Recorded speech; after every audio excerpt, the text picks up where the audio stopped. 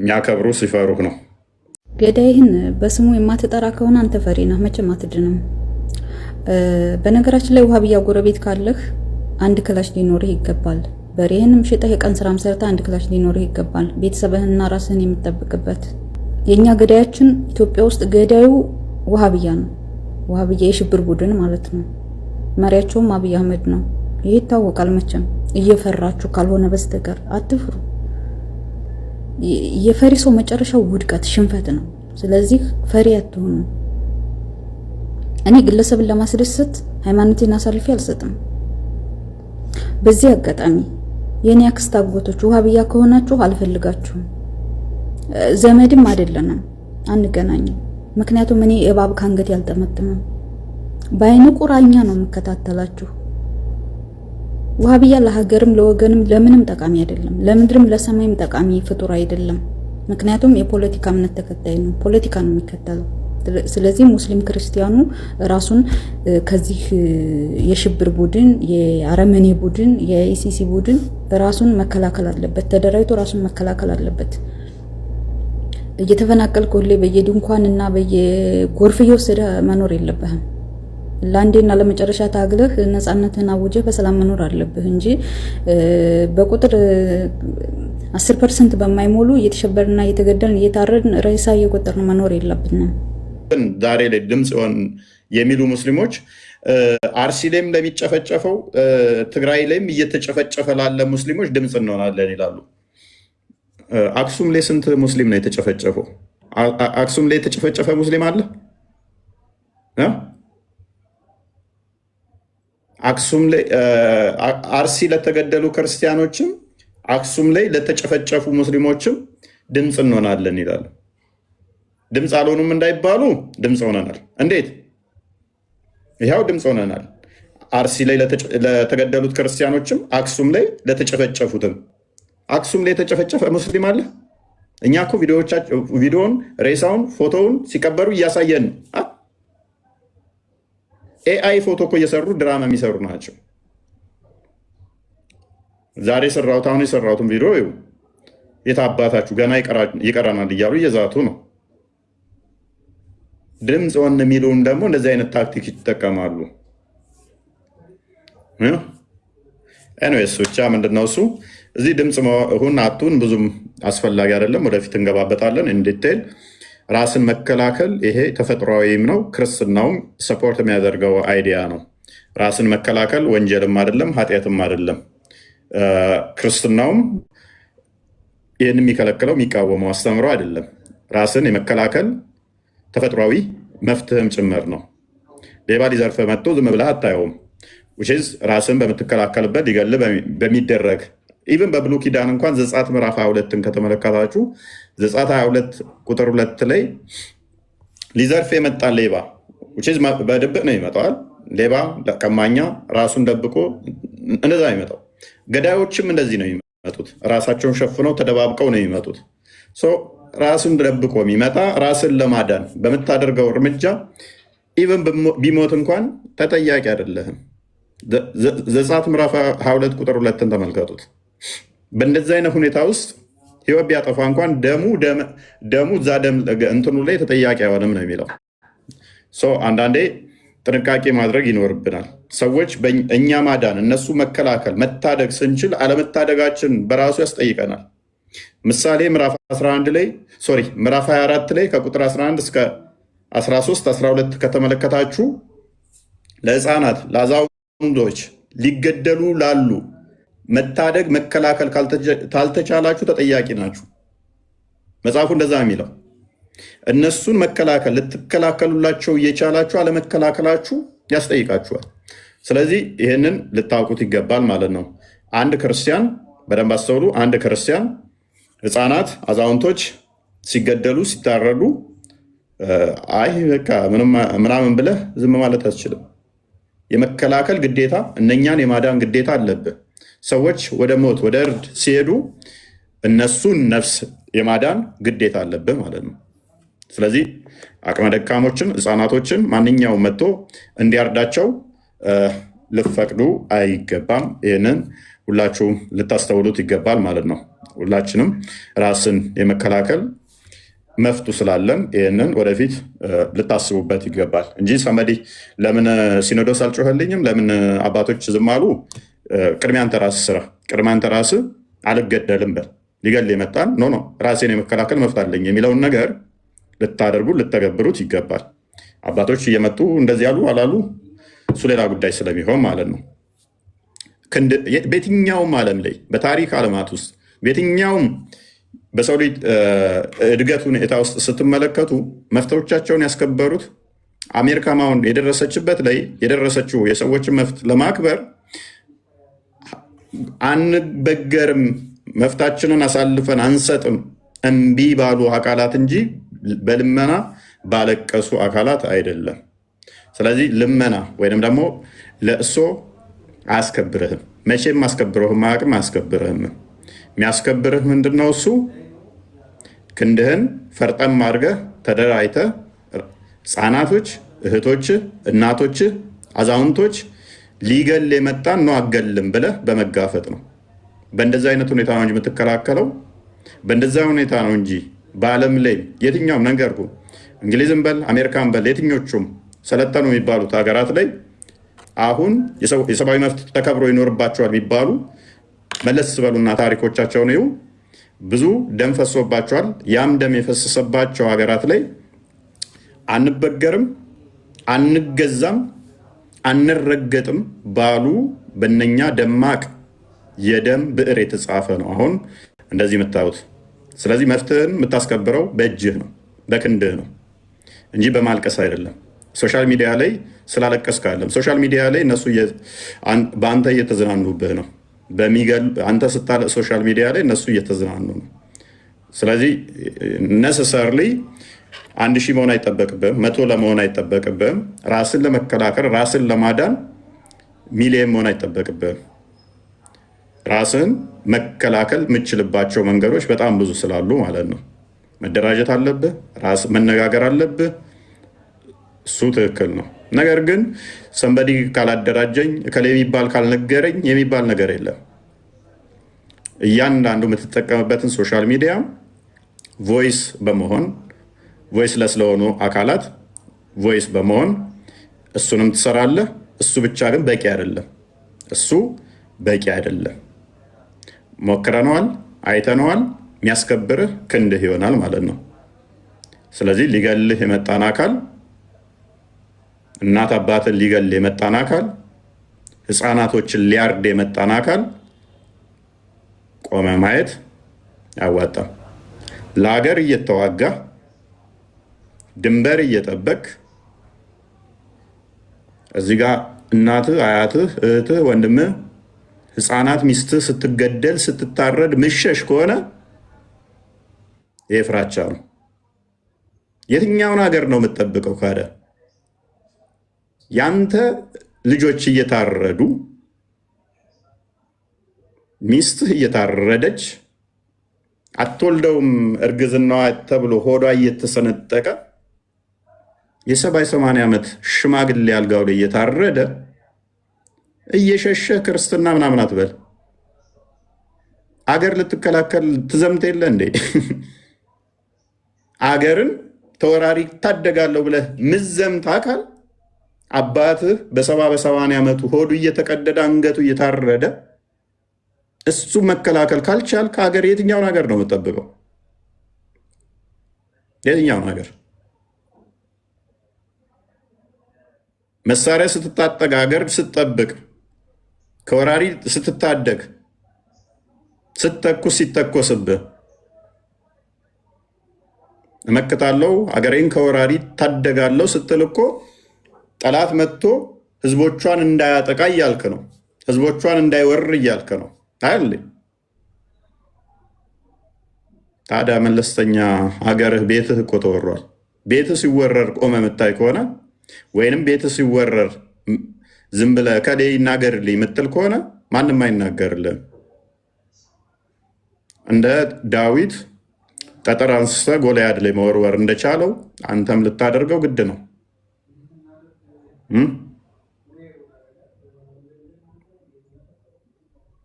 ስለዚህ የሚያዋጣን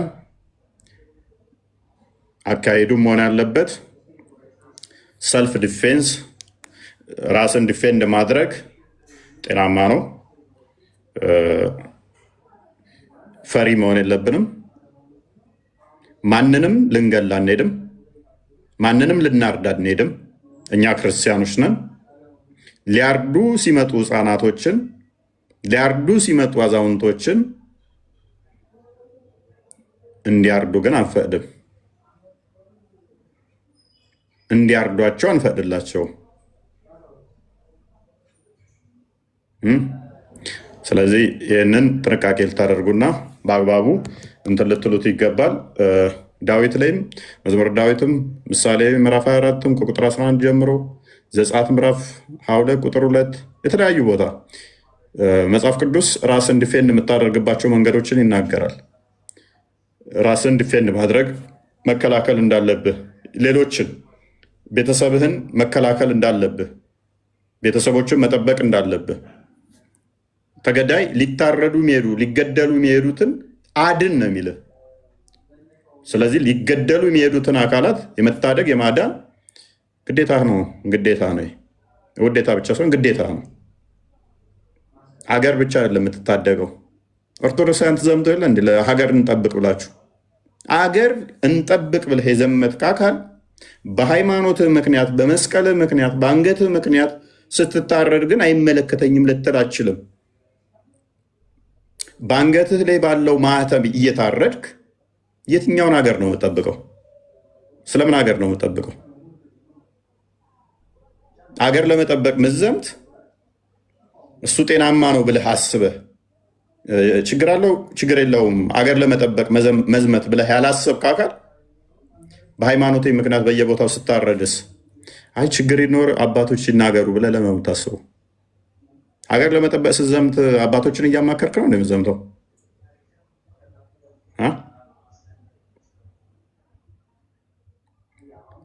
አራጆቻችን በየቦታው ተደራጅተው ተበትነዋል። ስለዚህ ጥንቃቄ ማድረግና መንቀሳቀስ፣ ራስን መከላከል ጤናማ ነው። ሶፋር እኔ እስከማውቀው እንደዛ ነው እና እንደዛ ነው። ራሳችሁን እንትን በሉ። ሰው ሚዲያው ላይ ማለቃቀሱ ብዙም ውጤታማ አያደርግም። ለዘመናት ያየነው ጉዳይ ስለሆነ በተደጋጋሚ የታዘብነው ጉዳይ ስለሆነ የሚያከብሩ ሲፈሩህ ነው። ስለዚህ የሚያከብሩ ሲፈሩ ሲሆን ከሆነ ተፈጥሮ የሚያስገድዱ ፓርቶችን የምንጠቀምባቸው ይኖራል ማለት ነው። እኔስ ወደ ዛሬ ቶፒካችን እንመለስና ዛሬ ዲቃላ በእስልምና የት ነው የሚገባው፣ መዳረሻው የት ነው የሚል የምንመለከት ይሆናል። አዴ ቤላ እና አቶ ቃል እንዴት ናችሁ? ሰላም ክርስቶስ ይብዛላችሁ። ሰላም ብያለሁ። እፎይ ቤሊሾ ከስራ ያላችሁ ወንድሞች ሁላችሁም ሰላም ክርስቶስ ከኔ ከእናንተም ጋር ሰላም ብያለሁ። ባነሳው ላይ አንድ ነገር ብል ቦስ ደስ ይለኛል። አይ ቲንክ እኛ ክርስቲያኖች ጋር የሆነ አረዳድ አለ። ቀኝን ሲመታ ግራህን ስጠው ብለን የምንረዳት የተረዳናት አረዳዳለች እና ያቺ ክፍል እንዴት ነው የተረዳናት የሚለው ነገር ኢምፖርታንት ይመስለኛል። ሲገልህ ቆመህ ሙት አይደለም፣ ቀኝን ሲመታ ግራህን ስጠው። ስለዚህ እችኛዋን ሀሳብ ይዛችሁ ይህ ሁሉ ኦርቶዶክሳውያን ሲያልቅ ዝም በሉ ማለት አይደለም። ቀኝን ሲመታ ግራህን ስጠው ማለት እሱ ለወንድምህ የተነገረ ንግግር ነው። ራስህን ክርስትና ሄደህ ግደል ባይል ራስህን ግን ተከላከል። ሊገልህ የመጣውን ራስህን መጠበቅ መከላከል አለብህ። ይህ ተፈጥሯዊም ግዴታና መብትም ጭምር ስለሆነ ማለት ነው። ይህችን አባባል አይ ቲንክ አዌርነስ በደንብ መሰጠት አለበት ብዬ አምናለሁ። ይህንን ለሁሉም ነገር ስንጠቀመው ስላስተዋልኩ ማለት ነው። እና ራሳችሁን መከላከል ግዴታ ነው። ይሄ የተፈጥሮም መብት ጭምር ነው። በተፈጥሮ የሰው ልጅ ያለው መብት ነው። አውሬ ሲበላህ ራስህን እንደምትከላከለው ሁሉ ሊገልህ የመጣን ጠላት መከላከል ግዴታ ነው። መከላከል ግዴታ ነው። ቆመህ ሙት የሚል ህግም ሆነ ሃይማኖታዊ ስርዓት የለንም እና ከዚህ አንጻር እንዲቃኝ ለማለት ወዳለሁ። አመሰግናለሁ። አላስረዝም። ያ ሜይ ቢ በዚህ ላይ አንድ ሁለት ጥቅስ እንመልከት። አንደኛ ጢሞቴዎስ ምዕራፍ 5 ቁጥር 8ን አንዴ ክፈችልኝ።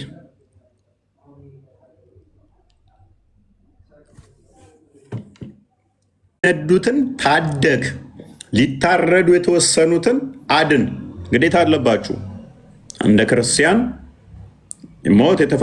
ወደ ሞት የሚነዷቸውን ሴፍ ይዘው ሊያርዷቸው የመጡትን የመከላከል የማዳን ግዴታ አለባችሁ። እኛ አይደለንም ያለው፣ መጽሐፍ ቅዱስ ይታችኋል።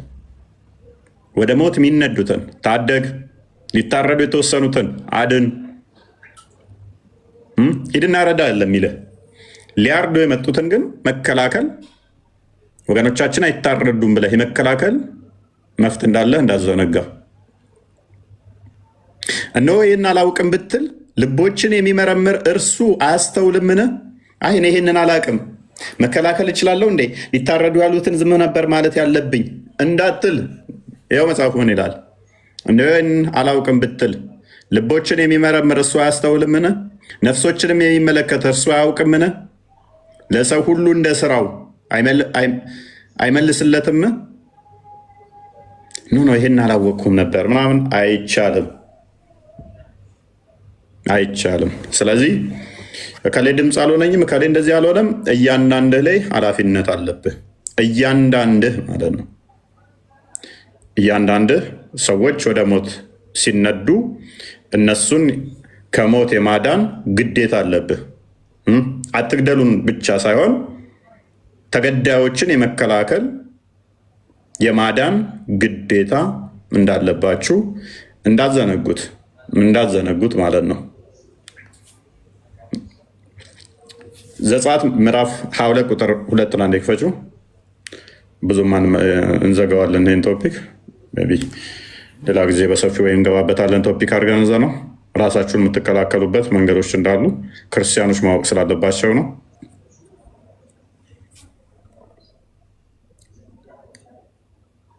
ኦራይት አንብቢው። ሌባው ቤትህን ሲምስ ሚዩት ነው። ምዕራፍ 22 ቁጥር ኦራይት ቀጥል አንብቢው። ለእኔ ብዥታ ሌባው ቤት ሲምስ ቢገኝ እርሱ እስኪሞት ቢመታ በመታው ሰው ላይ የደም ዕዳ አይሆንበትም። ይህ ለምንድን ነው? ስለዚህ አንድ አካል መጥቶ ቤትህን ሲምስ ድንገት ብትመታው ቢሞት የደም ዕዳ የለብህም። ብሉይ ኪዳን ራሱ ያስቀመጠልህ። ሊዘርፍህ ሀንግ አደረገ ያዘ፣ ድንገት ብትመታው ቢሞት የደም ዕዳ የለብህም። ራስን የመከላከል ነዋ። ራስን እየተከላከልክ ነው። ልታርደው አይደለም ሄድከው፣ ልትዘርፈው አይደለም ሄድከው። ቆመ እንዲያርድህ መመልከት፣ ህፃናቶችን እንዲያርዱ መመልከት ምሳሌ ላይ እንደተመለከት ነው ያስጠይቃል። ጭራሽ ያስጠይቃል ማለት ነው። የማዳን የመከላከል ግዴታ አለባችሁ እንደ ክርስትናው ማለት ነው። እና ይህን ይመስላል። ሜይ ቢ ሌሎችም ስለሚሄዱበት በዚህ ጉዳይ ላይ ዛሬ ወደ ቶፒካችን እንመለስና በእስልምና ዲቃላ የት ነው የሚገባው የሚል ቶፒክ እንመለከታለን። ይሄ ቶፒክ ለምንድነው የምንመለከተው? በእስልምና እንግዲህ አንድ ችግር ካለ ደጋግመው እኛ ጋር በማጮህ ያንን የነሱን ችግር ወደ እኛ ለማምጣት ይሞክሩታል። ይሄ የተለመደ እየያቸው ነው። ሰው ይህን የተለመደ እየያቸውን እስኪ ከመጽሐፍቶቻቸው ዓለም ገለጥ ዳሰስ ከፈት እናደርገና እናሳያቸው። እስኪ ማያውቋቸውን ለታይትል እንደዚሁ ለእንትን ያስቀመጧቸውን እነሱን እየከፈትን እናሳያቸው ማለት ነው። ምክንያቱም መጽሐፍቶቻቸውን ባለማወቃቸው ምክንያት ደጋግመው ሲስቱና ደጋግመው የራሳቸውን እምነት ባለማወቃቸው እናንተ ጋር እንደዚህ ያለ ምናምን የሚሉ ጉንጭ አልፋ ክርክሮችን ሲከራከሩ እንዲሁም ደግሞ ምንም አያዋጣቸውን እያነሱ ሲቀባጥሩ እንመለከታለን። በየኮስቱም እየሄዱ ደግሞ ሲርመጠመጡ እንመለከታለን። መልካም እሺ፣ እንደዛ ከሆነ እንደ እስልምና አይምን ከዲቃላ የት ነው መዳረሻው የሚለውን የምንመለከት ዲቃላ በእስልምና ምንድን ነው እሱ ማለት እንደ ኖርማል ሰው ይታያል ወይ? እንደ ማንኛውም ሰው መፍት አለው ወይ? እናት አባት ሳይጋቡ የተወለደ እንዴት ነው የሚታየው የሚለውን የምንዳስስ የምንመለከት ይሆናል ማለት ነው። በዚህ ጉዳይ ላይ ሰፋ አድርገን እናየዋለን። እኛ ጋር ያነሱታል እነሱም፣ እሱንም የምንመለከት ይሆናል ማለት ነው። ሙስሊሞች እውነት ዲቃላ የሆነ መፍት አለው ብለው ያምናሉ ወይ? ዲቃላ ልጅ መፍት አለው ብለው ያምናሉ ወይ? አንድ አዲስ እንመልከትና ሜይ ቢ ስለ ዲቃላ ስንመለከት ዲቃላ ንብረት እንኳን መውረስ አይችልም በእስልምና። ዲቃላ ልጅ ንብረት መውረስ አይቻልም። ቤላ አንድ አዲስ ክፈችልን። ዲቃላ እንኳን ንብረት መውረስ እንደማይችል እንመልከትና ለዲቃላ ንብረት ማውረስ ማችሉት የሚለውን ጥያቄ እንጠይቃለን ማለት ነው። ባይዘ ከዲቃላ ጋር በተያያዘ ሙሐመድ ጋም የሚመጣ አንድ ታሪክ አለ። እሱንም የምንመለከት ይሆናል። ጭና እንመልከታት እስቲ። ኦኬ እሺ፣ ይኸው ሐዲሱ የሚገኘው ሱናን ኢብን ማጃ 2745 ላይ ነው። ምንድን ነው የሚለው? ሰንሰለት ይቀጥልና ሁኤቨር ኮሚትድ አደልተሪ ይላል። ማንም ዝሙት የሰራ ሰው ቢሆን ዊዝ ስሌቭ ውመን ኦር ፍሪ ውመን ከባሪያ ሴት ጋራ ወይም ደግሞ ነፃ ከወጣት ሴት ጋራ ሂዝ ቻይልድ ኢዝ ኢሊጂቲሜት ልጁ የእሱ አይሆንም ወይም ህጋዊ አይሆንም ማለት ነው። ኤንድ ሂ ካናት ኢንሄሪት ፍሮም ሂም ኦር ቢ ኢንሄሪትድ ፍሮም ዲስ ቻይልድ ካናት ኢንሄሪት ፍሮም ሂም። ምንድን ነው ይሄ ልጅ የተወለደው ልጅ የአባቱን ውርስ መውረስ አይችልም ወይም ደግሞ ወራሽ አይሆንም ማለት ነው። ምን ማድረግ አይችልም? ንብረት መውረስ አይችልም። ለምን? ምን በደለ? ልጁ ምን አጠፋ?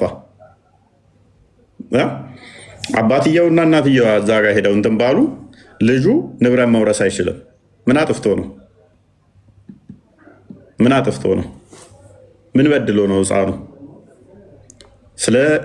ለዲቃላ ተቆርቋሪ ነን የምትሉ ሙስሊሞች ምን አጥፍቶ ነው ልጃችሁ ዲቃላ ከሆነ ንብረት መውረስ ማይችልበት ምክንያት ለምንድን ነው? እሱ የአባቱን ንብረት መውረስ አይችልም። ለምን? የቤተሰብ ንብረት መውረስ አይችልም። ምክንያት ዲቃላ ነው። ዲቃላ ለምንድን ነው እሱ ንብረት መውረስ የማይችልበት ምክንያት? ለምን የሚከለከለው? አባቱስ ማን ነው? በአባቱ መጠራት ቢታወቅም በአባቱ መጠራት አይችልም። ለምን? ሎክ ሙሐመድና ከዲጃ የሚባሉ አካላት ተመጋባታቸው ኒካ ከማሰራቸው በፊት ቢያረግዙ ብታረግዝ ማለት ነው። ከዛ ኒካ ቢያስሩ ማለትም ከዛ አረገዘች፣ ወለደች፣ ከዛ ይጋባሉ። ቢጋቡ ይሄ ከኒካው በፊት የተረገዘው ልጅ የእሱ አባት አይሆንም፣ ንብረት አይወርስም። ይ ልጁ ምን አጠፋ? ከኒካ በኋላ የተወለዱት በአባታቸው ስም ይጠራሉ፣ ንብረትም ይወርሳሉ። ከኒካው በፊት ግን ያለው ደግሞ ንብረት አይወርስም፣ በአባቱም ስም አይጠራም። ለምን? ለምንድን ነው እስልምና እንደዚህ ያደረገው? ምክንያቱ ምንድን ነው? እሱ ለምን ይሄን አደረገ? ይሄ ጤናማ ነው ብላችሁ ታምናላችሁ? ይሄንን ያደረገበት ምክንያት ምንድን ነው? እሱ ቃል ይሄ ያልደረሰማ አንተ ለነገሩ መውጣትም አትወርሳትም። ለምንድን ነው እሱ ይሄንን ያደረገበት ምክንያት? ኦኬ አሁን በደንብ አስተውሉ። ከጋብቻ በፊት ተተረገዘ፣ ከጋብቻ በኋላ የተወለደው አንደኛው ከጋብቻ በፊት አንደኛው ከጋብቻ በኋላ ከሆነ ከጋብቻ በኋላ የሆነው በአባቱ ስም ይጠራል። ኔትወርክ ዳይፍ ነው። ከጋብቻ በኋላ በአባትየው ስም ይጠራል። እንደገና ደግሞ ንብረት ይወርሳል።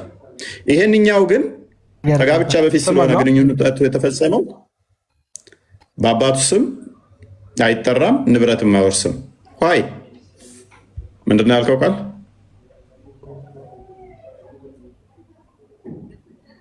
ኔትወርክ ጥሩ አለም። ለዛ መሰለኝ። ይሄ ለምን ሆነ? ይሄ ጤናማ ነው ወይ? ይሄንን ሃይማኖትስ ብሎ ማለት ይሄ ጤናማ ሃይማኖት ነው ብላችሁ ትከተላላችሁ? መድሎ አይደለም፣ ሊትራሊ የሆነ መድሎ ነው። እንደዚህ አይነት ነገር ለምን ነው እንደዚህ መድሎ የተፈጸመው? ለምን እንደዚህ አይነት መድሎ ተሰራ? ታጁ ተመለስ። ለምን እንደዚህ አይነት ማድሎ ሊሰራ ፈለገ? እስልምና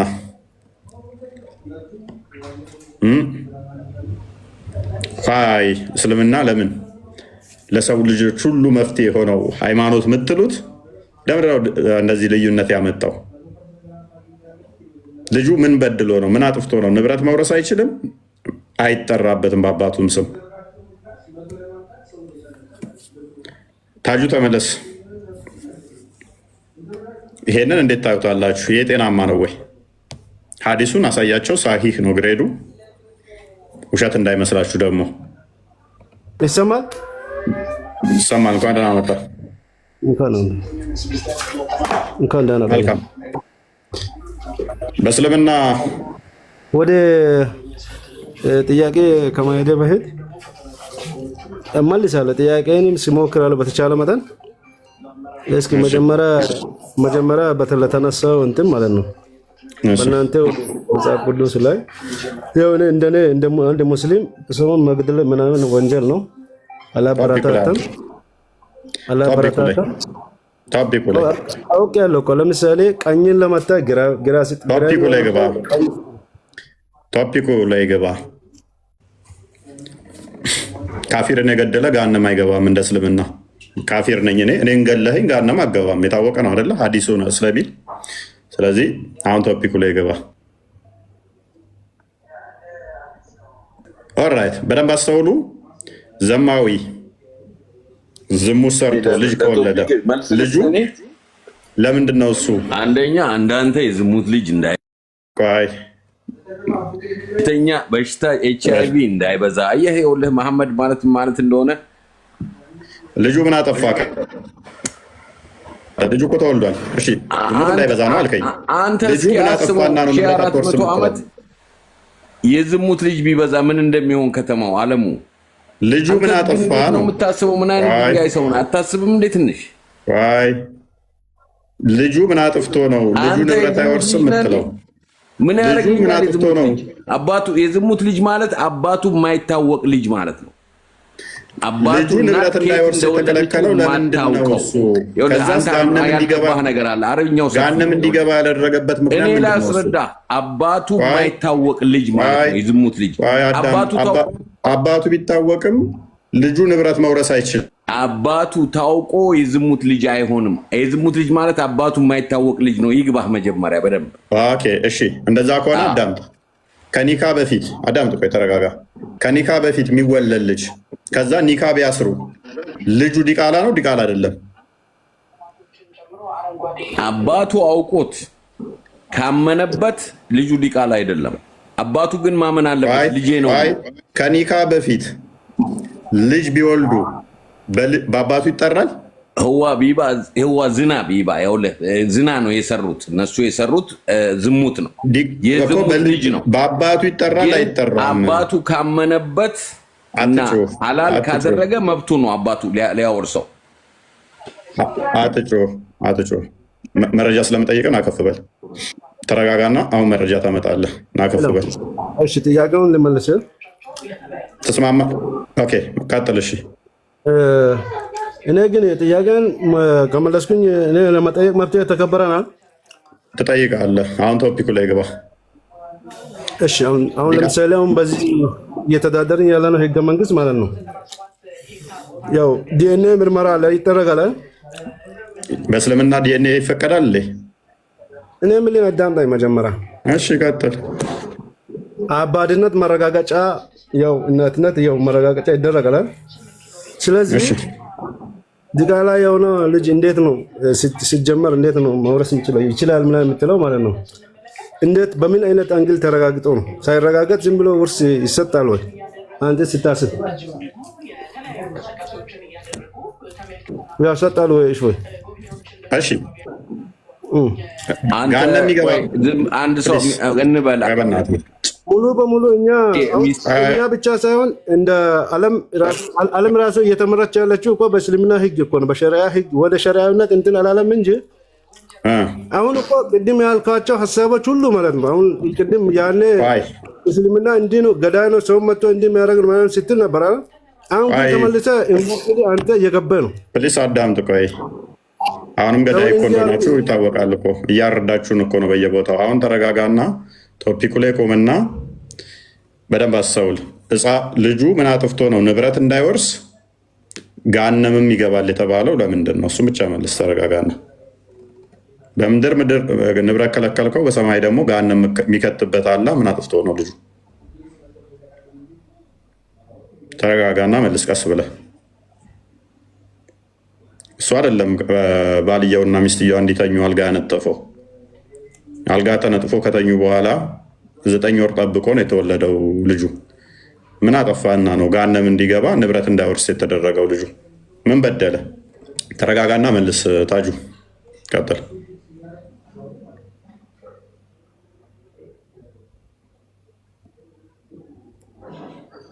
መልስ የለም። ኦልራይት፣ በደንብ አስተውሉ። ኢቭን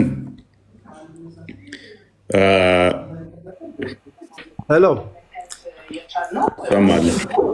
ሚውት አድርጋኝ ደግሞ እንዴት ነው መልስ የምትለኝ?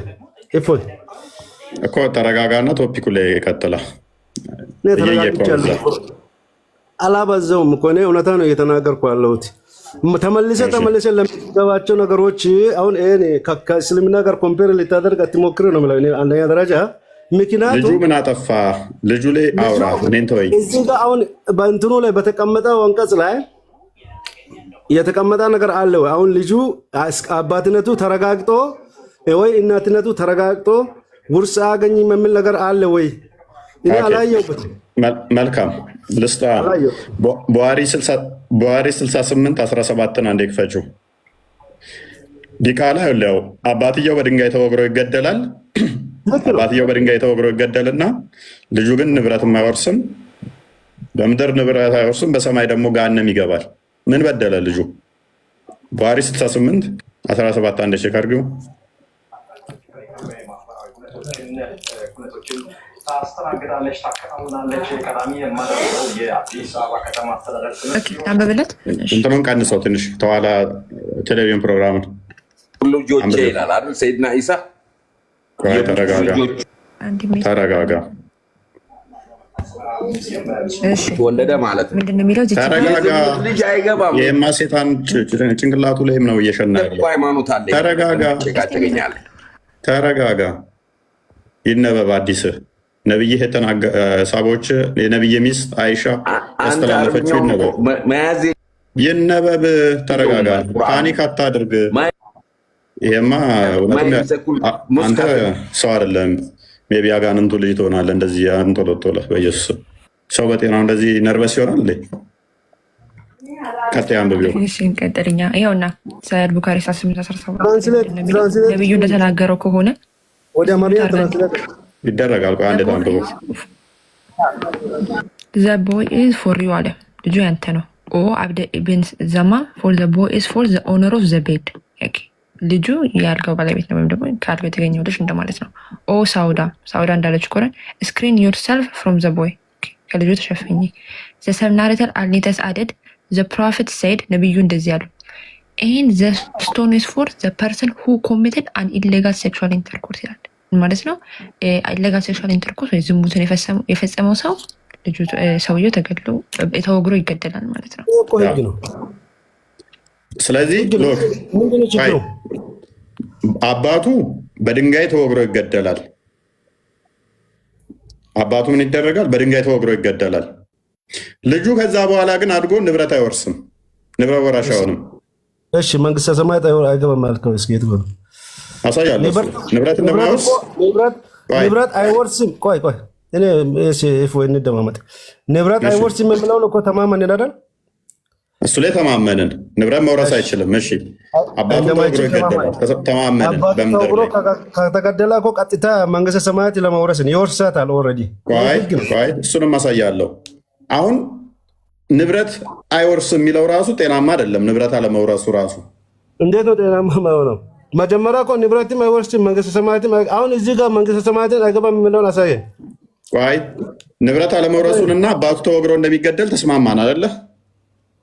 ስለዚህ ንብረት እንደማይወርስ ግድ እኮ ነው። አሁን መተዳደራችን ራሱ ማለት ነው ዲኤንኤ ምርመራ እስካልተደረገ ድረስ በአሁን እሱ ሌላ ጉዳይ ነው። ዲኤንኤም አይቻልም በአንተ ምክንያቱም ቆይ አራት ምስክር አይንህ ሊትራሊ መርፌና ክር ሲሆኑ አራት ሰው ካልመጣ ወንዶች ፎቶም ካሜራም ቪዲዮም አይቻልም እንደ ሸሪያው። ኤኒዌይስ ንብረት መውረስ አይችልም። በደንብ አስተውሉ። ልጁ ንብረት መውረስ አይችልም። አባቱ ተወግሮ ተገሎ እንኳን አባቱ ነው አይደለም እኮ ጥርጣሬ የላቸው። ምክንያቱም ወግረው ገለውታል። አባትየው ወንጀል ሰርተሃል ተብሎ ንብረት ግን አይወርስም ልጁ። ዝሙት ሀራም መሆኑን አታውቅም እኮ። ይሁና ልጁ ምን አጠፋ ነው የኔ ጥያቄ እኮ። ምን አጠፋ? ያ ልጁ ምን አጥፍቶ ነው ወግረህ በድንጋይ አባቱን ከገደልክ በኋላ ንብረት አትወርስም የምትለው? ንብረት አትወርስም ብቻ ሳይሆን ደግሞ ገሃነም እንደሚገባ ላሳይህ። ክፈችለት። አዲሱ አዲሱ ይከፈትልህ። እዚህ ጋር ቆም፣ አታሳይ። እዚህ ጋር መረዳት ያለብኝ ነገር አለ። እሺ ቀጥል። ሴትዮ ምናልባትም ማለት ነው ከእሱ ጋር ላይሆንም ይችላል። ምናልባት እሱ አጋጣሚ እንትን ብሎ የተያዘ ነገር ሊሆን ይችላል። ሜይ ቢ በምናልባት ነው ታዲያ በድንጋይ ተወግሮ የሚገደለው አባትየው። ፍሬንዶች ሊኖራት ይችላሉ። ከዛ አንጻር ሀሳብ ተጠርጎም ሊሆን ይችላል። አሁን ለምሳሌ እኔ አሁን ማንኛውም አካል በአጋጣሚ ጉዳይ እንትን ብዬ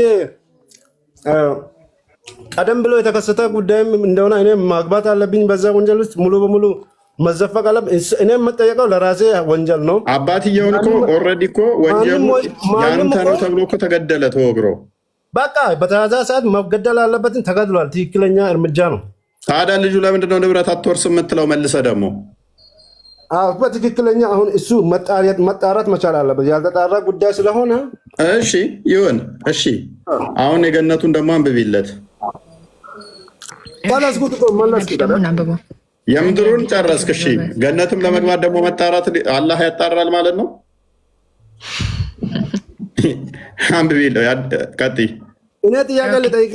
ነቢዩ እንደዚህ ይላል። የገነቱን አሳየኝ ስላልክ የገነቱን ደግሞ ወይ አንተ አዳምጣ ይነበብ። በዝሙት የተወለደ ልጅ እንደማለት ነው። አን አልኮሆሊክ ሰካራም ሰው ፐርሰን ሁ ሪሜን አዘር ፎር ሂዝ ፌቨር ሌሎች ሰዎችን ለራሱ ጥቅም ሲል የሚሰጥ ድምፅሽ አይሰማም። ከመጀመሪያ አንብቢው ደጋሚ ነው። ከመጀመሪያ ደርቦብሽ ነበር። ይሄኛው ነበር። ፍሮም ዘ ፕሮፌት ይላል። ከነቢዩ የመጣ ነው ይላል። እንደዚህ ብለዋል። ኖ ዲስኦቢዲየንት ፐርሰን የማይታዘዝ ሰው፣ አልኮሆሊክ ሰካራም ሰው፣ ብራይበር ይሄ ገንዘብ የሚሰጥ ሰው፣ ኦ ሌጅመንት ቻይልድ ማለትም በዝሙት የተወለደ ሰው ውና ኢንተር ፓራዳይስ ይላል። ገነት አይገቡም። ማ ምን ያ ፓራዳይስ ምንድን ነው? አይዶ ነው። ትራንስሌት አድርጉልኝ። ተርጉሚለት ወደ አማርኛ ቻትጂፒቲ ላይ። ኦኬ ጋንድሽ ቁርሷ እራቷን ስላልበላች ነው አትሰማም እያሉ ነው። አልሰማም ድምጼ። ኦኬ በጣም ሎክ ማይታዘዝ ሰካራም ዲቃላ ወይንም ደግሞ በህገ ወጥ የተወለደ ገነት አይገቡም። ዋይ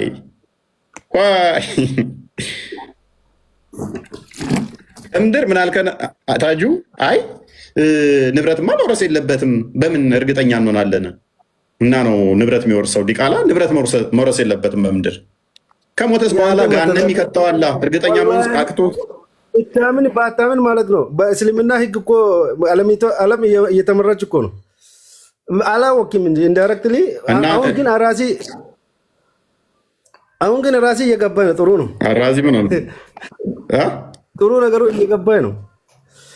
ምክንያቱም እያንዳንዱ አገር እየተባላ ያለው ክርስቲያን።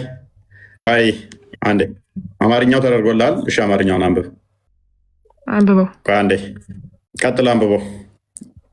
ሚዩት ነህ። ዓለም እየተዳደረች ያለች በእስልምና ነው ይለኛል። ዓለም በሱ ቤት እኮ የሳላት መስጊድ ውስጥ ያለችዋል። ታጁ አንብብ። ማይክን አንሳው። ሚዩት ነህ።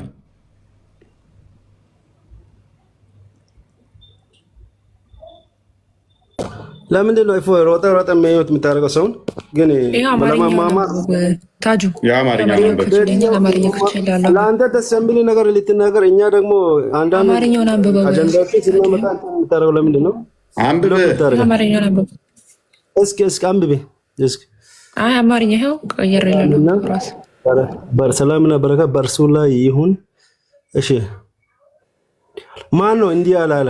ሰላምና በረከት በእርሱ ላይ ነብዩ ነው ያሉት። ቀጥል እስኪ የቱ ጋር ነብዩ የሚለው የት አለ? ቀጥል አንብበው። የቱ ጋር አይደለም። እኔ ነብዩ የሚለውን አሳየኝ ነው የምለው። ወይኔ ዝም ብለሽ ቀጥይ ነው የምትይ። ኦኬ አንተ ላይ ጀምረሽ አድርጊለት። እሺ እሺ ትራንስሌተር የነብይ ቢስ ላይ ጀምሮ የተባለውን ሙሉን አሳየሽ። ታጁ አስቸጋሪ ሰው ነው። ፕሮፌት ይላል።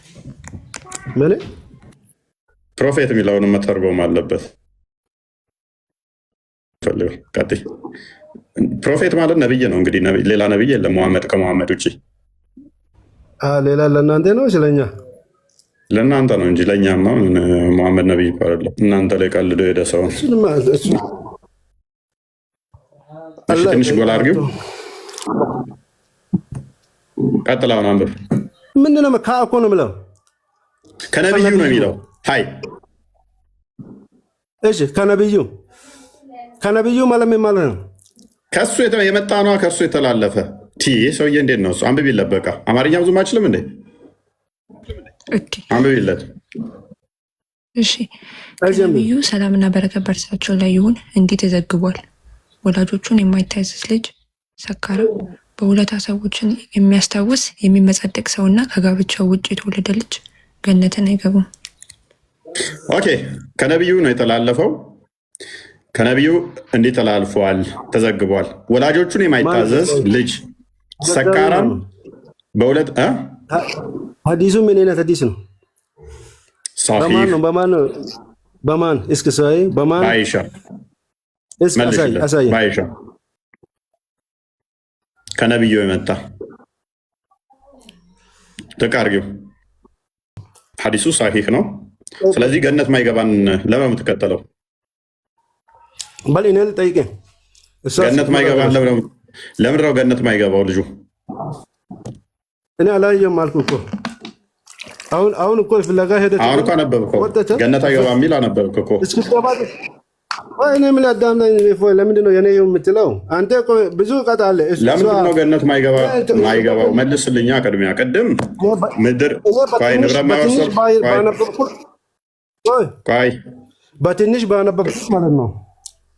አንብቤ በተረዳሁት ጥያቄ ጠይቃለሁ፣ መልስ ትጠይቃለህ። ቅድሚያ ይህን መልሳ። እኔ መለስኩልህ አይደለም ጥያቄ። ምንድን ነው የመለስክልኝ?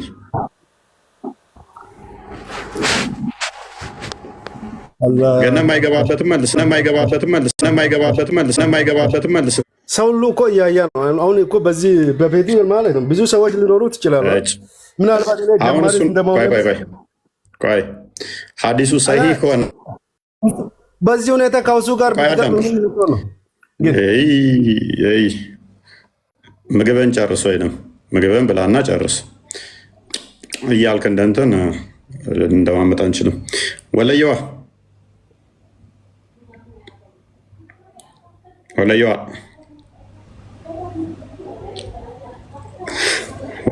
ይሰማሻል? ሰላም እንዴት ነው? ይመስገን። ሙስሊም ነሽ? አዎ አልሐምዱሊላህ። ብዙም ጥያቄ የለኝም። ማለት የተኛው ላይ ነው እንደዛ የሚለው? እስኪ ምዕራፉን ነገር ተረጋጋ። ቆይ ተራ ጠብቅ። ተራ ይባላል። መልካም ወለየዋ ችግር የለውም። እሱን አስቀድመው አይመንን አስቀድመው። እፎይ ተራ የሚባል ነገር አለ። እሺ ምዕራፉን ንገረኝ፣ ከዛ በኋላ እኔ እንትን ላድርግልህ። የቱ ጋር ነው? መልካም እሺ አዳምጥ። የዝሙተኛ ልጅ ወይንም ደግሞ በዝሙት የተወለደ ንብረት መውረስ ይችላል? አሁን ሌላውን ጥያቄ ተውና እኔ ብቻ ጠየቅኩን ብቻ አሁን አመጣችሁ አሳያችሁ። የቱ ጋር ነው እንደዛ የሚለው የሚለውን ቦታ ብቻ ነው የሚፈልገው። ሌላውን ተው፣ አትጩህ። ጥያቄ መልስ። እያንዳንዱ እናያለን። የተጠየቀው መልስ። ተረጋጋ። ንብረት መውረስ ይችላል አይችልም? አሁን እኮ አንተ አሳየክ ሳ ስለዚህ የቱ ጋር ደንቆሮ ከስራ ሆነ መጨረሻ ነው። ወይንም ተማር ከሌሎቹ መጋቡ ልጆች ስትጠየቁ በስራ መልሱ። ፈይሰል ወለየዋ ሰማለፍ ወይ እንዴት ነህ? ይመስገነው። ከዝሙት የተወለደ ልጅ ምንድን ነው የሚደረገው? አላውቅም። እኔ ጥያቄ ለመጠየቅ ነው የመጣሁት እዚህ። ጥያቄ ለመጠየቅም ብቻ ሳይሆን አስተያየት ለመስጠት ነበር የመጣሁት። ይቻላል? አስተያየት አልቀበልም ለጊዜው። እሺ፣ ቶፒክ ላይ ግን መቀጠል ትችላለሽ።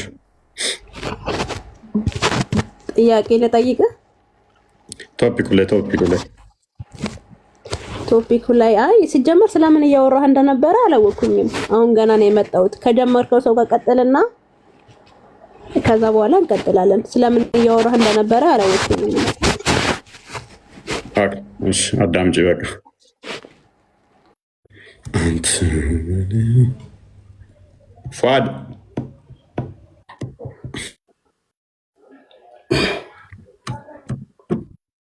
ሄሎ ፏድ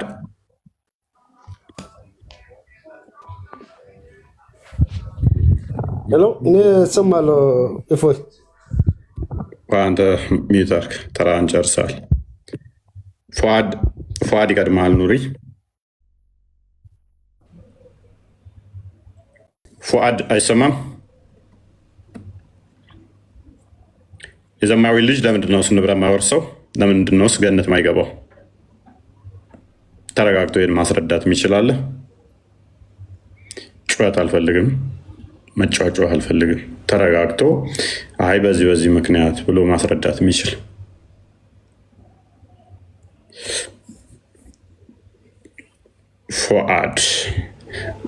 ፉአድም ተማሪ ነው ማለት ነው።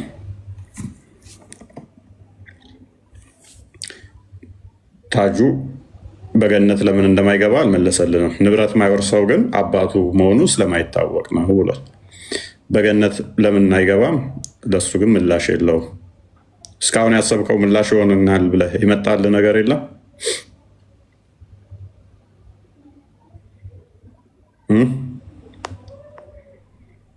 ፉአድ ሄሎ፣ መልስ ይሆናል ብለህ ያሰብከው አለ? ማን ገነት ለምን እንደማይገባ? እሺ አንተ ቆይ፣ ለምሳሌ ይሄ ርዕስ አለ በዚህ በዛሬው ቀን ብለህ ያሳወቀው ነገር አለ በቤቲ ይሄ ነው ብያለሁ። አንተ ለሰን ፕላን ያሳየ ለሰን ፕላን አዘጋጅተህ ነው ፖርሽን ከፖርሽን አትውጡ ምናምን ማለት እኮ ትክክል አይደለም። ለምንድን ነው እንደዚህ የምታደርገው? ለምን ቶፒክ ነው። ጥያቄ ከሆነ እቀበላለሁ መጨረሻ ላይ። ተረጋጋ። ጥያቄ በተቻለ መጠን መለስኩልህ አይደለም? መልሼ እኔ ጥያቄ ያለኝ ልረዳ የፈለኩት ጥያቄ ያለ ስልክ ለምንድን ነው እምቢ አልከኝ? የገነቱን መልሳ፣ የምድሩን መለስክልኝ፣ የገነቱን ደግሞ መልስልኝ። አሳየኝ። ሀዲሱ ምን አይነት ሀዲስ ነው አልኩኝ። አሳየች እኮ። እሺ አሳየው። ድጋሚና አሳየው። እሺ ወደ አማርኛም ቀይራ እኮ አሳየች። እሺ አላሁ አለም። አንብብ በቃ። አረብኛውን አድርጌለት። አረብኛው ይደረግልህ። አረብኛውን አይደለ እኔ አማርኛውን ፈልገው። አማርኛውን ትራንስሌት አድርጓል። አማርኛ ነበብከው እኮ በእናትህ ምን አይነት ሰው ነው? በኢየሱስ አማርኛውን አድርጌለት። ይኸው አማርኛው እኮ አመጣሁልህ። ይኸው በቡርሻ አሁን ታጁ የቱ ጋር ክሊት ዘገበች ምናምን ነው የት አለ? ማን ዘገበሽ? እያንዳንዱ ከላይ መምጣት አለበት አይደለም? ዘጋቢው ማን? እኔ እኮ እንዲያልኩ ይሄን ነገር አየሁ እኮ አነበብኩ አይደለም? ከዛ በኋላ ዘጋቢው መልሽለት። እሺ እንደዚህ አይነት ድንቁርና ዘራቸው ያደርስ። ሃይ ሐዲሱ ምን ይል ታይዲሱ ምናምን ብዬ ቆጥ አረብኛውም እንኳን መጣውልክ ያው ተቀምጦላል። አንብብ በቃ ሐደሰና የሚለውን አንብብ። ከላይ ዘጋቢዎቹ ከላይ ጀምሮ ካሌለ ካለም ማንበብ አረብኛ አልችልም አላልኩ በቃ ድንቁርና የተጠናወታቸው ናቸው። በኢየሱስ ግሬዱ ሳሂህ ነው። በቃ ግሬዱን አሳዩ።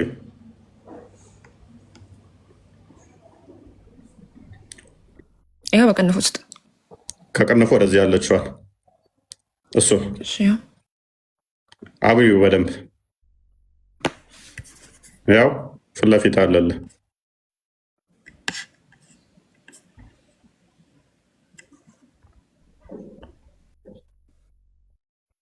እሺ ከላይ ኦተንቲክ ብሎ አስቀምጦታል። እንግሊዝኛውን አሳዩ።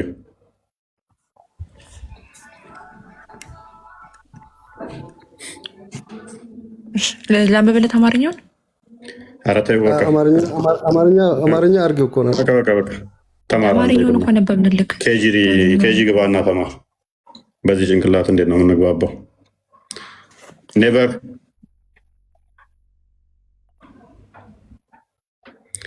ጊቭ አፕ። አየሁ ሰላም ነው። እንኳን ደህና መጣ። እንኳን አብሮ ቆየለ። መልካም። ሙስሊም ነህ? ሙስሊም ነኝ። ኦኬ። እናት አባቱ ሳይጋቡ የወለዱ ልጅ ንብረት መውረስ ይችላል? አይችልም። ለምን ነው ንብረት መውረስ ማይችለው? ምክንያቱም በዝና ነው ተወለደው። ባልተፈቀደ መንገድ ስለተወለደ አይችልም። ታዲያ እሱ እኮ አይደለም የወለደው እኮ ነው። እሱ እንደምንድን ነው ንብረት የሚከለከለው? እሱ አይደለም ምን መሰለህ አሁን ነገሩ ማለት ነው። እኛ የምንከተለው ትዕዛዝ እስከሆነ ድረስ በትዕዛዙ መሰረት አይቻልም። እኛ የተባለውና የተወረደልን እንላለን። በራሳችን ሀሳብና ግምትም አንሄድም።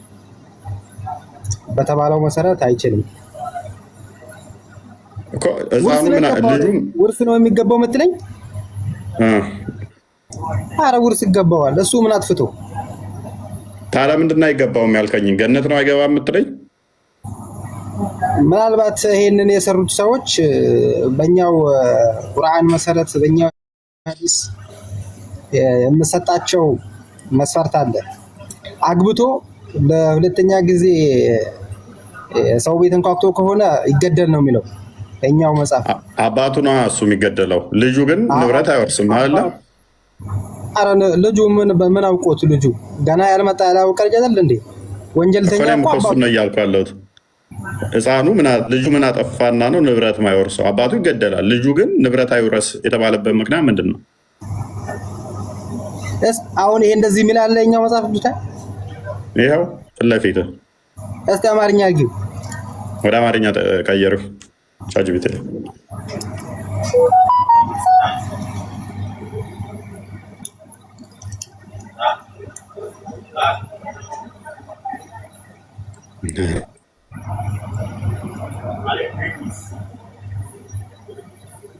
ይህ ትክክል አይደለም ብለህ ነው የምታምነው አይደለ? አንተ ንብረት መከልከል ልጁ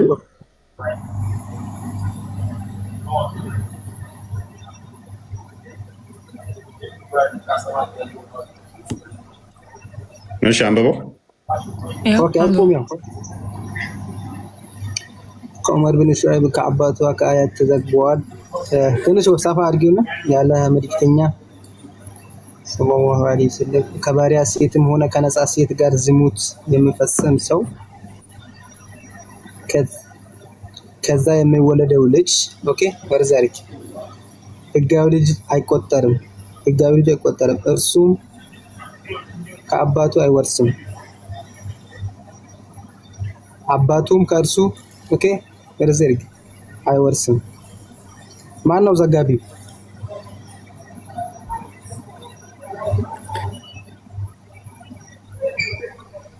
ይኸው ካላህ መልእክተኛ እንደዚህ ብለዋል ብሎ ነው የተዘገበው።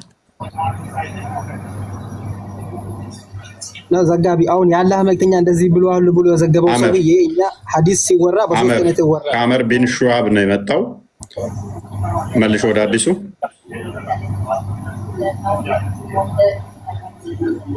ሱናኒ በመጃ ላይ ነው ያለው። አመር ቢን ሹዓብ ነው የዘገበው። ቀጣይ ነብይ ንግግር ነው።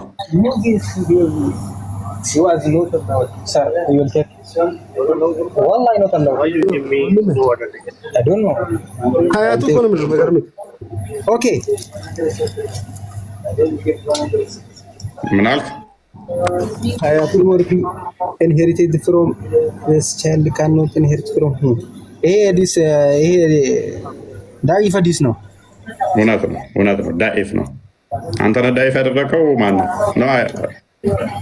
ዲስና ዘጋቢው ዳኢፍ ሐዲስ ነው። ይሄ ሐዲስ በእስልምና እንደዚህ ውርስ አይገባውም የሚል የለም።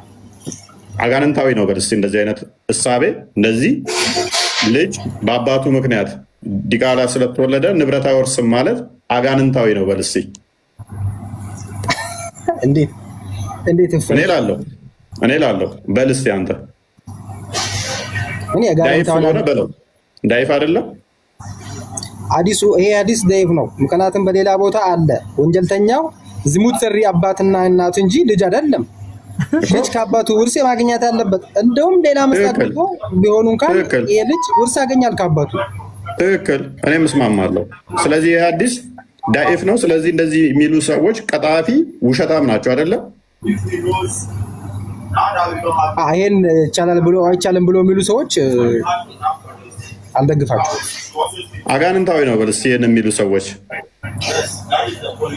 አጋንንታዊ አይደለም።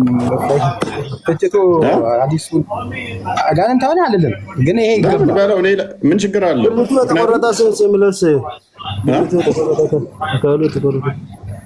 ችግር የለውም እሱ። አሁን ተብልቱ ተቆረጠው በላይ የከፋብህ ይሄን መልስ። ቅድሚያ አባቱ ታውቆ እኮ ነው እሱ። አይ መልስ፣ ይሄንን ችግር የለውም። ቤተክርስቲያኑ እንዳይገባም እሱ ነው ደግሞ። እፎይ አንድ ጥያቄ ልጠይቅህ። እፎይ ቆይ ትጠይቃለህ፣ መልስ። ይሄንን ይሄ ነገር ጥሩ አይደለም አይደለ? ንብረት አለመውረሱ እግዚአብሔር አይበርም ምናምን ያልከውን ጥያቄ ሊጠይቅህ ነበር። እኔ የፈለጉ ዋናው እየበረረ በእናትህ ቆይ። ስለዚህ ይሄንን አትቀበልም አይደለ?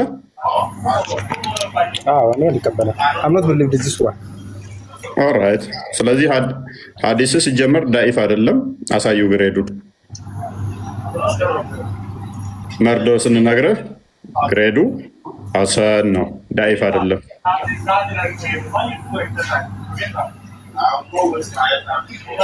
እሺ አንድ ሰው እንደዚህ ስቢል ኔቨር ጊቭ አፕ። አንድ ሰው እንደዚህ ቢል ዲቃላ በጣም መጥፎ ነው፣ ዲቃላ ልጅ በጣም መጥፎ ነው ቢል ምን ትለዋለህ? ማለት ከተጠሉት ዲቃላ ከሶስት ከመጥፎ ውስጥ ዲቃላ አንዱ ነው ቢል ምን ትላለህ? ማለት ዲቃላ የተወለደ ልጅ ማለት ነው። የመጥፎ ምሳሌ አድርጎ ያስቀምጠው። ያው እኔ ደጋፊው ነኝ። የመጥፎ ምሳሌ ነው። በሱ ባይሆንም በአባቶች ቢሆንም ያው ዲቃላ ነው መቼስ። በተግባብነት በኒካ አልተወለደ ልጅ መቼም ክብር አለው ብዬ አልልም። ቴንክ ዩ።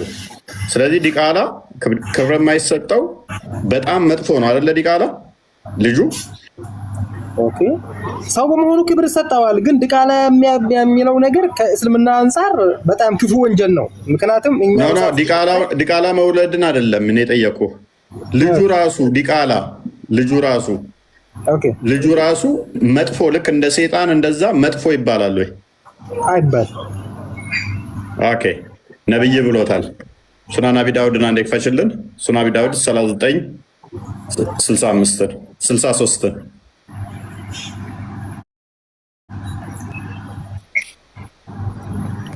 ሱናን አቢ ዳውድ 39:63 ላይ ምን ይላል? The prophet said ነብዩ እንደዚህ ያሉ አቡ ሁረይራን የዘገበው the child of adultery የዝሙት ልጅ ማለት ነው is worst of three በጣም ከመጥፎቹ ከሶስቶቹ መጥፎቹ በጣም ነው ይላል። ከዛ አቡ ሁረይራ ምን አለ? ዛት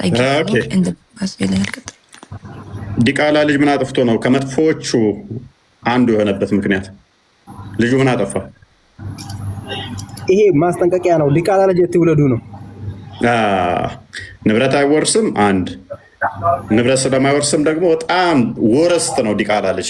ሁለት ገነት ሲገባል ዲቃላ ልጅ እንዴ በስራው እኮ ነው። እንዴት አይገባም? ታጁ እሱ ዲቃላ ካልሰራ እንዴት አይገባም? ኦልራይት እናሳያ ከስሩን ታጁ። ኦኬ ጋናም እንጂ ገነት እንደማይገባ ደግሞ እናሳየ። ቀጥይ።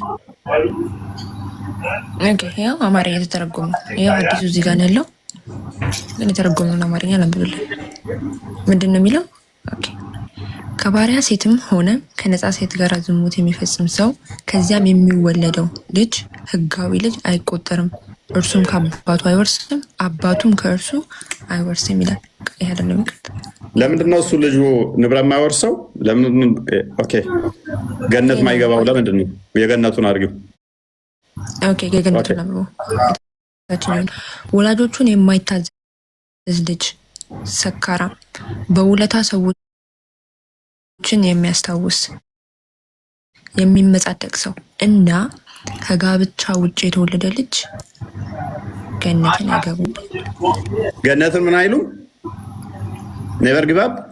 ሰካራም፣ ዲቃላ፣ ወላጁን የማይታዘዝ ልጅ ገነት ምን አይሉም?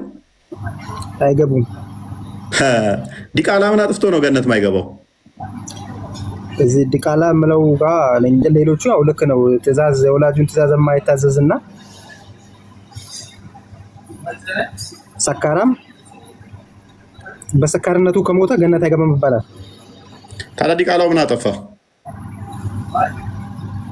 እኔ እዚህ ጋር ዘጋቢ ነው እንጂ እስላም ላይ እንደዚህ የሚል የለም። እስላም ላይ የለም። ነብይህማ ዲቃላ ዶረስት ነው ብሎታል። መጥፎ ነው ብሎታል። ክፉ የሆነ ፍጡር አድርጎ ነው የሳለው። ንብረት እንዳይወርስ በአባቱ ማይጠራ ከሆነ ዲቃላ ምን በደለ? እቺ ዲቃላ የምትለዋን እስኪ እዚህ እኛ ጋር አሁን የሚያዳምጡ አሪፍ የቀሩ ሰዎች ጋር ገብቶ ይሄን ነገር ማብራሪያ ያስጡ። ኦኬ አንተ ስተምታውቀው ግን ዲቃላ ንብረት ይወርሳል፣ በአባቱ ይጠራል፣ እንደዛ ነው የምታምነው? ዲቃላ ንብረት ይወርሳል። ምክንያቱም አሁን እኮ ይሄ በእኛ መጽሐፍ ቅዱስ ቢሆን ዲቃላነት ነው ሲፈጠር እሱ ባወቀው ነገር አይደለም። ዲቃልነት የሰሩት አባትና እናቶች ናቸው። ለአንድ ሰው እኛም እንደዛ ነው እያልን ያለ ነው። ለአንድ ሰው ጣት አንድ ሰው አይቀጣም። ለአባቱ እናትና አባቱ ባጠፉት ንብረት እንዳይወርስ የተከለከለበት ምክንያት ምንድን ነው? ገነትስ እንዳይገባ አላህ ያለበት ምክንያት ምንድን ነው? እሱ ምን በደለ ልጁ? ዘዳግም ላይ አይምሯችሁን ሰፍተው የያዟችሁ ይሄንን አስተምሮታችሁን እንዳታዩት ነው። ጉባኤ እኮ ተከለከለ፣ ዲቃላ ወደ ጉባኤ አይምጣ ብሏል፣ እንትን እንግዲህ ጉባኤ አይግባት ብሏል እና ብልቱ እየተቀጠቀጠ ብልቱ የተቆረጠ ጉባኤ አይግባ ብሏል። ወጥረው እንደዚህ ሰፍተው የያዟችሁ እናንተ ጋር ገነትም ነው የማይገባው። እኛ ጋር ከአገልግሎት አንጻር ነው እዛ ጋር የተነገረው። ብልቱን እየቀጠቀጠ ለአገልግል ቢል አይችልም።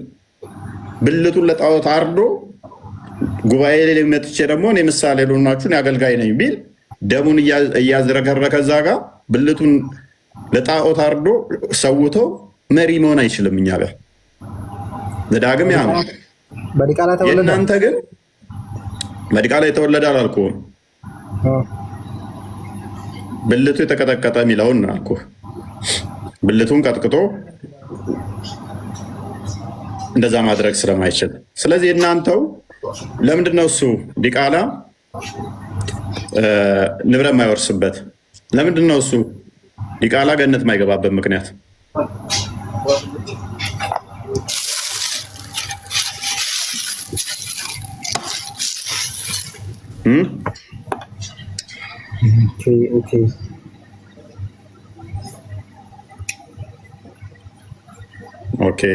ኦኬ ስታብላላው ስታስበው ዲቃላ በአባቱ ስም መጠራት መፍቱ ነው እንዳንተ። ዲቃላ ንብረት መውረስ መፍቱ ነው እንዳንተ አይደለ? አዎ ዲቃላ በአባቱ በሰራው ወንጀል ውርስ አይገባውም የሚባለው ነገር ኢትስ ኖት ፋክት። አይገብ ኢቭን ሜቢ ቃል ካለ ቪዲዮ ታዘጋጅልናለህ። ፈትዋ ላይ በቅርብ ራሱ የሰማሁት ነበረ፣ ተጠይቆ ነበረ አፍሪካ ቲቪ ተተቀበልካቸው ሼክ መሐመድ ዘይን ታውቃቸዋለህ? ፈትዋ የሚሰጡት እሳቸውም ተጠይቀዋል። በቅርብ ሰምቼዋለሁኝ። እሷ ደግሞ እንዴት መሰለ የጠየቀቻቸው እንደው ምን መሰለ የተጠየቀው ሜቢ የተለያዩ ፈትዋዎች ይኖራሉ። እኔ ማስታውሰው ልንገርህ። ኡስታዝ አለ ደወለች። አቤት ምንድነው ጥያቄ ያለኛለች። ምንድነው ስትባል ከማግባቴ በፊት ከባሏ ጋር ማለት ነው ከማጋባታቸው በፊት ግንኙነት ፈጸሙ። ግንኙነት ፈጸሙ። ከዛ ተረገዘ። ከዛ በኋላ ተጋቡ። ግንኙነት ያደረጉት ከኒካ በፊት ነው። ከዛ ግን ተጋቡ። ልጁ እንዴት ነው ብላ ጠየቀቻቸው። ከዛ እንዳንተ አረዳድ አሁን ልጁ የአባቱ ነው አይደለ? እሷ የባሏ ነው የሚሆነው እንዳንተ አረዳድ። ከዛ ንብረትም ይወርሳል። ምላሹ ምንድነው? እሱ ልጁ የባልሽ አይደለም፣ ንብረትም አይወርስም፣ በሱ ስም አይጠራም ነው ያለው። ምክንያቱም ከኒካ በፊት የተወለደ ንብረትም አይወርስም፣ ልጁም በአባቱ በዛ በባልየው አይጠራም። እንደዛ ነው። ስለዚህ ይሄ ልጅ ምን አጠፋ? አባትና እናት የማን ነው ልጁ? እንደዛ ከሆነ የለውም አባት። በቃ አባት የለውም፣ አይጠራም በአባት።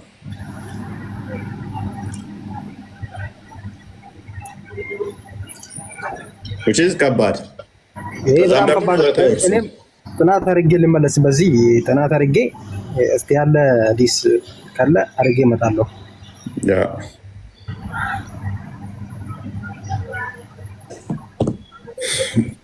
ምንድነው እሱ እንግዲህ ግልጽ ነው። ንብረት መውረስ አይችልም፣ እንትን ማለትም ደግሞ አይቻልም። ይሄ ጤናማ ነው ብዬ አላምንም። እኔ ጤናማ ነው ብለህ አንተም እንደማታምን ነው የተረዳሁት። ልጁ ምን አጠፋ? እናትና አባት አሽሽም ገዳሜ ብለው ባመጡት አስበዋል። ኢትዮጵያ ላይ ደግሞ በአሁኑ ሰዓት ስንት ኑሮ ውድነቱ ምኑ እያሰቃየው አድጎ ከዛ ንብረት አንተ አትወርስም ሲባል ለምን ሊቃላ ነው? ለምን እንዴ? እናትና አባት አይደላችሁ እንዴ? ኒካ ሳናስር በፊት ነበረ እንትን ያለ የተገናኘ ነው። ከዛ በኋላ ነው የተጋባ ነው። እና ሌሎች ይወርሳሉ አንተ አትወርስም ሲባል እና እሱ ምን አጠፋ? ምን በደለ? እሱ አልበቃ ብሎ ደግሞ ገነት አገባም ሲባል ገነትም አገባም ሲባል ደግሞ ማሰብ ነው። ጤናማ አይደለም። ቤላ ልኬልሻለሁ ቪዲዮ። አጭር ከሆነ አንድ ደቂቃ ያህል አሰሚት። አንድ ደቂቃ በታች ኮተት ከሆነ ግን ተውት። ረጅም ነው አይደለም? አንድ ደቂቃ 2 ደቂቃ ነው። 2 ደቂቃ ብሎ ማን ያዳምጣል? እሺ አለፍ አለፍ አድርጋ አስደምጠን። እሺ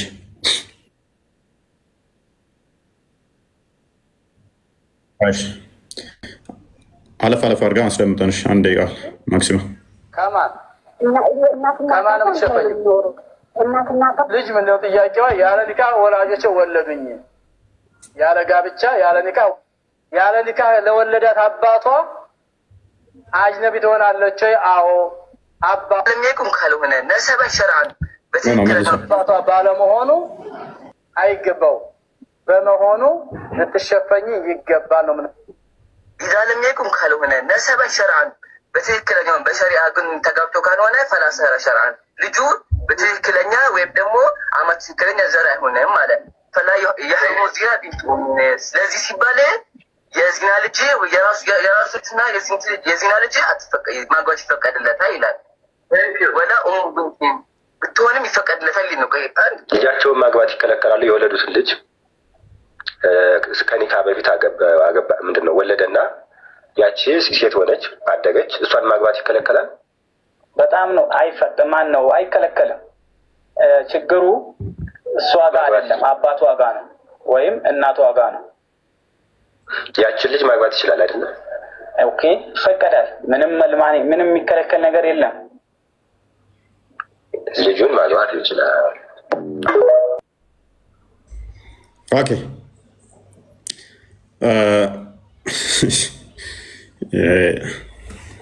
ዝተት ኮተት አለ። ምክንያቱም የዚና ልጅ ወይንም ደግሞ ከጋብቻ በፊት የሆነ ልጁ አይደለም፣ በቃ ልጁም አይደለችም፣ በሱም አይጠራም። ሀጂ ነቢይም ነው የምትሆነው። ሀጂ ነቢ ማለት ሼኩ ሲናገር እንደሰማችሁት ሀጂ ነቢ ትሆንበታለህ። ያው እንትን ማድረግ አለባት፣ መሸፈን አለባት። የምትሸፈነው ምንድነው? ሊያገቧት የሚችሉትን ነው የምትሸፈነው። ልክ እንደዛ ትሸፈናለች ማለት ነው።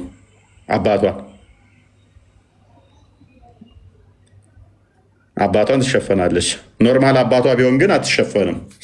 ኖርማል አባቷ ቢሆን ወንድሟ፣ አባቷ፣ እህቶቿ እንደማትሸፈነው ኖርማል እንደ አባቷ ቢሆን ማያገባት ቢሆን ኖራ ችግር የለውም ባትሸፈን። አሁን ግን እንደ አባት ስለማይቆጠር እሱ ፊት መገለጥ አትችልም። ኢማጂን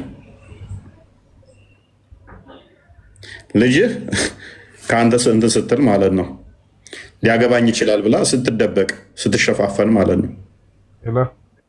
ይሄ ራሱ ሀጂ ነቢይ መሆኑ በራሱ ጤናማ አይደለም። ኢብን ባያገባት ራሱ ሊያገባኝ ይችላል ብላ አስባ መሸፈኗ በራሱ ጤናማ ነው ብላችሁ ታስባላችሁ? አይ ጤናማ መሆን አለመሆን ሳይሆን እዚህ ጋር ጥያቄ አለን። ኦኬ በነገራችን ላይ በእኛ ምሳሌ እንዲህ ቁርአን ላይ ለምሳሌ እንደዚህ የሚለው በዚህ የመጀመሪያ በዚና እና ያለ እንትን ተጋባ አንድ አይደለም። ለምሳሌ አሁን ይሄ በፍቅር ምናምን ብለህ የምትሄድበት ነገር አይደለም። በዚናም ሊፈጸም ደግሞ ይችላል። ግን አሁን ምሳሌ ኒካህ አስረህ የተጋባ ከሆነ ያ ልጁ ያመጣው አበሳውኑ አጅነብዩና ምናምን ሆናል። አንተ አሁን በምትሰጠው መልክ አይደለም። አሁን ምሳሌ እኛ ፈጣሪያችን ደግሞ የሚያስተምረን ልክ ምንድነው? መጀመሪያ ያለ ኒካህ ግንኙነት ተፈጽሞ ያ ነገር ከንተን ካለ እንደ ዲቃላ ነው የሚቆጠረው። አባት እንደሌለው ነው የሚቆጠረው ሲጀመር እኮ። ልጁ ምን አጠፋ ነው እኮ እኛም እኮ እሱ ላይ ነን። ያለ ኒካህ አስቀድሞ መንገድ ልጁ ምን አጠፋ ምናምን። አሁን ይሄ እንደኛ እዝነት አይደለም። ፈጣሪ እንደፈቀደለት ነው የሚሆነው። ለምን መጀመሪያ ይሄ በፍቅር እድሜ እንትን የምትለው ነገር ያ ነገር እሱን እዚህ ጋር ፈጣሪ እንትን የሚለው ነገር አይደለም። ያ ብቻ እሱ ያለበት መሰረት የተቀመጠበት መስፈርት አለ። አሁን እንደዚህ ያለበት ማለት ነው እንጂ ያቺን ፖይንት ብቻ አንስተን ለምሳሌ ማውራት የለብንም እኛ ማለት ነው። ይሄ ጤናማ ነው ብለህ ታምናለህ? ይሄ እኮ ጤናማ አይደለም ቃል እስኪ እሱ አሁን ፈጣሪ ፈቀደልን ነው ብለሃል። ሴት ብትሆን ያቺ ልጅ እህትህ ማለት ነው ታገባታለህ? እንድታገባት ይፈቀድልሃል። ታገባታለህ ማለት ነው እኮ ሸሪዓውን ያገደልህ ሸሪዓውን ግጋት እንትን የሚለው ከሆነ ታገባታለህ አጅነቢ ከሆነ። ስለዚህ አንተ ታገባለህ እህትህን አይደለም። እዚህ ጋር እኮ ይኸውልህ ፈጣሪ ያስቀምጠልን ምንድን ነው ያለ ኒካህ ያተፈጸመ እንትን አባት እንደሌለው ነው። የአባትህ ልጅ እህት አይደለችም? ኒካህ ስላላሰረ ይሄ ፕሮግራም ስነ ስርዓቱን ገንዘብ ስላልሰጠና ይሄ ሽማግሌ ምናምን አላከም እንጂ ገንዘብ ጋር አይደለም። ከአባት አብረህ የተገኘች ልጅ እህት ነች እኮ አይደለም። ከገንዘብ ጋር አይደለም የሚያገና አጅነቢ ከሆነ ለአንተ አጅነቢ ከሆነች ማግባት ትችላለህ መጀመሪያ። ስለዚህ ከአባት የተወለደችው ልጅ ታገባታለህ ወይ? ጥያቄው እሱ ነው። ልጅማ እንዴት ታገባታለህ? ከአባት ብቻ አይደለም። አባትየውም እኮ ሀጂ ነብይ የሆነችው እኮ ሊያገባት ነው አይደል? ሀጂ ነብይ ከሆነ ማግባት ይቻላል አልክ። ለአባቷም እኮ ሀጂ ነብይ ከኒካ በፊት የተፈጸመው ምናምን ከሆነ ተቀመጠልኝ ህግጋት ካለ አገባታለሁ። ከኒካ በፊት ገና ለገና ወልዷታል ብለህ እንዴት እህትን ታገባለህ? እህትህ እንደሆነች አይምሮህ አያውቅም? እሱማ ታምናለህ። አሁን እኮ አንተ እኮ ይሄ ሰውዬ ሰጠበት ዳይ የሆነውን ሐዲሶችን ትይዙና እዚህ ጋር ዝም ብሎ ዳይ የሆነ ሰው ይገባል። በእነሱ ትፈትናላችሁ እናንተ ነው። ሐዲሱን እኮ አሳየነ። ሐዲሱማ እንደማይጠራበት እኮ አሳየነ።